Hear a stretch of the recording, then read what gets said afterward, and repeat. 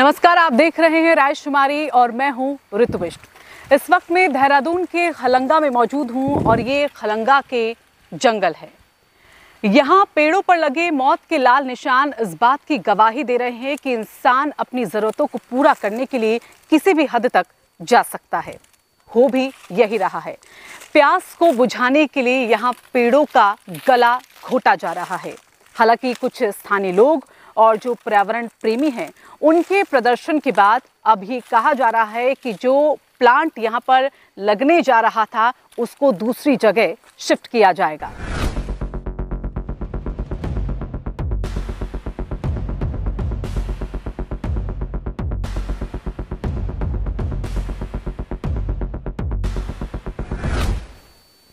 खलंगा के इन जंगलों से फिलहाल के लिए मामला टल गया जरूर हो, लेकिन सवाल ये कई खड़े करता है कि ये एक महज प्रोजेक्ट के लिए 2000 पेड़ों की बलि देना कितना सही है। ये कई सवालों को खड़े करता है।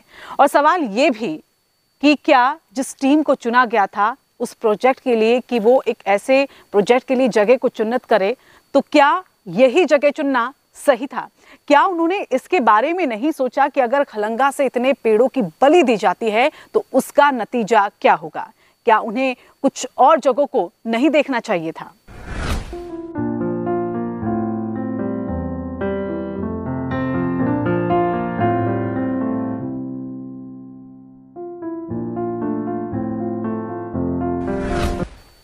ये तो सच है कि देहरादून में फिलहाल पानी का जो संकट है वो मंडरा रहा है और देहरादून के पीने के पानी का इंतजाम भी करना जरूरी है, लेकिन उसका समाधान ये नहीं हो सकता कि 2000 पेड़ों की बलि दे दी जाए। वैसे भी अक्सर देखा जाता है कि उत्तराखंड में विकास के नाम पर हमेशा से ही पहाड़ों को कुरेदा जाता है। जिन पेड़ों में पहाड़ों की जान बसती है उनको काटा जा रहा है।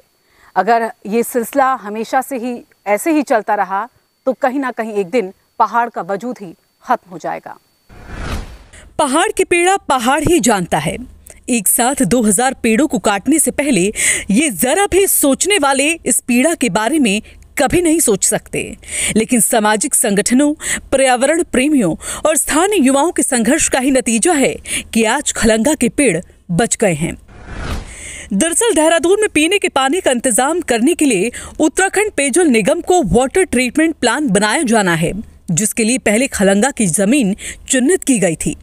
यहाँ के 2000 साल के पेड़ों पर लाल निशान से नंबर भी लिख दिए गए थे, लेकिन सामाजिक संगठनों के प्रदर्शन और सोशल मीडिया पर पेड़ों को बचाने के लिए छिड़ी मुहिम के बाद अब सरकार ने अपने कदम वापस ले लिए हैं और अब वाटर ट्रीटमेंट प्लांट बनाने के लिए दूसरी जगह देखी जा रही है।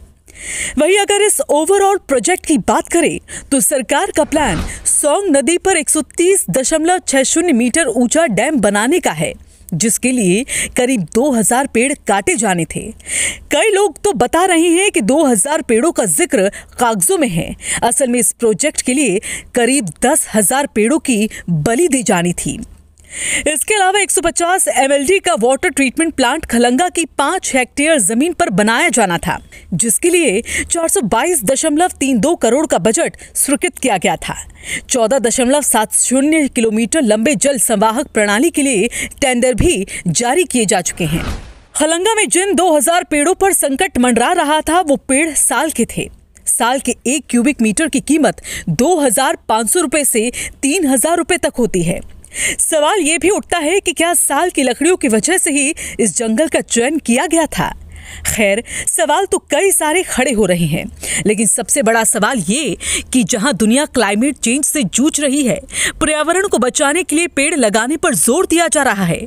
हरेला त्योहार मनाते वक्त जो मंत्री और अधिकारी पौधे लगाकर पर्यावरण संरक्षण का ज्ञान देते हैं, आखिर उन्होंने कैसे एक प्रोजेक्ट के नाम पर 2000 पेड़ों को काटने की फाइल पर साइन कर दिए?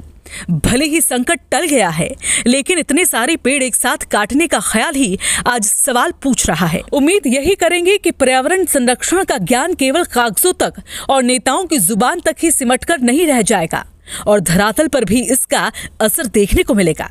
सरकार की ओर से भी सार्थक कदम उठाए जाएंगे, वरना आने वाले सालों में मुसीबतें बढ़ सकती हैं। उत्तराखंड के इतिहास में खलंगा का जिक्र गोरखा सैनिकों की बहादुरी का भी मिलता है।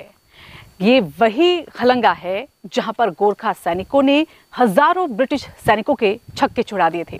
कहा जाता है कि उस वक्त खलंगा में केवल 600 लोग ही मौजूद थे, जिनमें गोरखा सैनिक, महिलाएं और बच्चे शामिल थे।